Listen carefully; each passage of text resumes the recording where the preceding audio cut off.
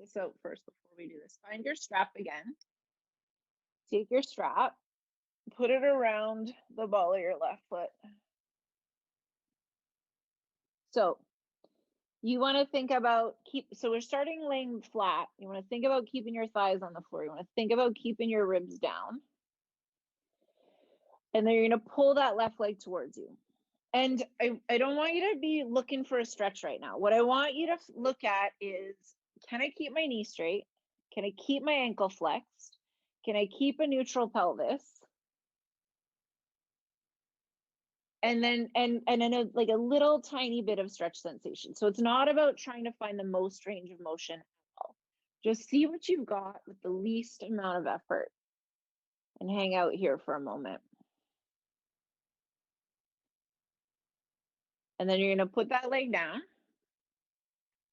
and relax. And you might already notice you're a little flatter, a little more relaxed. And you're going to switch. Put that strap around the ball of your right foot. Same thing. Just pull up. Not trying to find the most amount of sensation, not trying to get your leg to your face. Just where can I be with a flexed ankle, a straight knee, and a relatively relaxed hip, maybe a little sensation down the back of the leg. Just noticing what you have here right now. And then again, just let that go. Now, you're lying flat. You got two straight legs. You're going to take your ball. You're going to put your ball in your left hip. And you're going to, so you want it to be sitting kind of where your thigh turns into your pelvis, turns into your belly. And you are going to squeeze that ball with all of your might, as though you could juice it. And as you're pulling that knee in, you are also pushing your right leg away. And while we're holding for the next minute, you might as well add some slow foot circles. And we're not doing the 40, 40, 40, just some slow outward circles. Keep squeezing, squeezing, squeezing that ball. Slow inward circles. Squeezing, squeezing, squeezing that ball. And a couple little points and flexes. And notice if you have an overwhelming urge to use your hands to hold your leg, use your hip to hold your leg. And you absolutely might get a cramp. Okay, let that go. Whoa, just lie flat. Observe. And then put that ball in your right hip. Pull it in. Really, really pull it in. And notice if you can easily do this on one side. And then the other side, it's hard. And you don't have a good side, you don't have a bad side, you just have hip disparity. You know, we're not perfectly symmetrical. You know, we might add a little foot circle. You don't have to, but you could. Go the other way. Slow them down. Really put your brain in your ankle. And little points and flexes. Still squeezing that ball.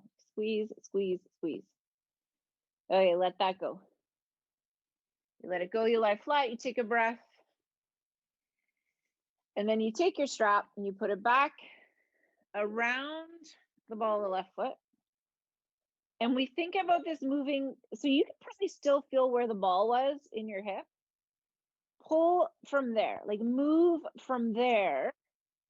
And as you bring your leg up, we might notice that the leg naturally comes a little closer. You're using the strap to flex your foot and push your heel away. And so we have a sense that all of a sudden our hamstrings are less tense, even though we weren't stretching our hamstrings at all. And now you're going to move that whole leg from left to right. As far to the left and as far to the right as it can go.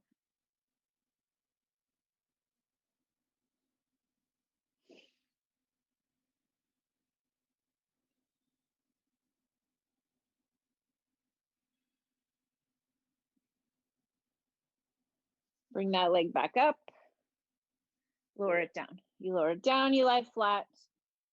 You relax for a moment. You notice all that great circulation in your hands, a little bit of grip strength, and then we switch sides.